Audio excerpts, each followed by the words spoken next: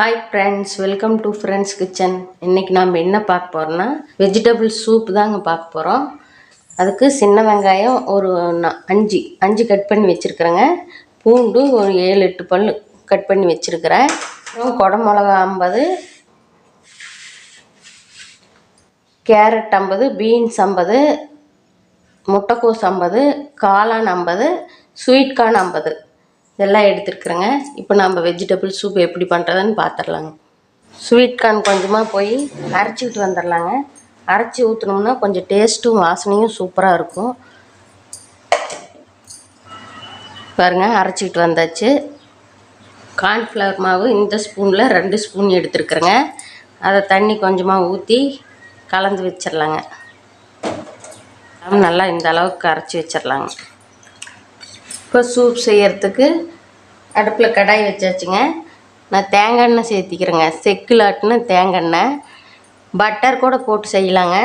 நல்லா வாசனையும் டேஸ்ட்டும் நல்லாயிருக்கும். என்கிட்ட தேங்காய் எண்ணெய் தாங்க இருந்தது, நான் அதனால் தேங்காய் எண்ணெய் சேர்த்திக்கிட்டேன். சின்ன வெங்காயம் பூண்டு சேர்த்திக்கலாங்க.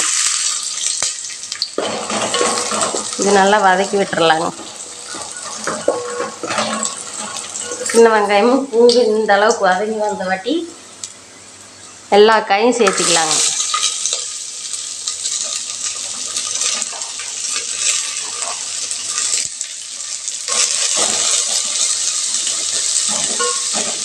இது கொஞ்சம் நேரம் கலந்து விட்டுறலாங்க.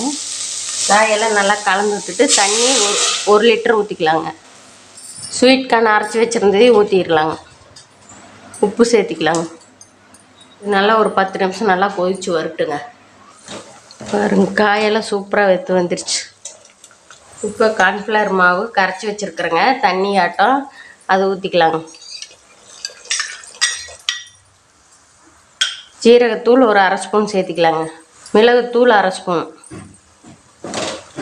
அவ்வளோதாங்க. எல்லாம் கலந்து விட்டுறலாம். இது ஒரு 5 நிமிஷம் கொதிக்கட்டுங்க. சூப் ரெடி ஆயிடுச்சுங்க. கொத்தமல்லி தழை கொஞ்சம் தூவி விட்டு இறக்கிடலாங்க. இப்போ சூப் ரெடி ஆயிடுச்சுங்க. இந்த கிளைமேட்டுக்கு நல்லா சூப்பராக தொண்டைக்கு இதமாக இருக்குங்க. இந்த சூப் ஐட்டமெல்லாம் இப்போ சேர்த்திக்கிட்டோம்னா சளியெல்லாம் கொஞ்சம் நல்லா இருக்குங்க.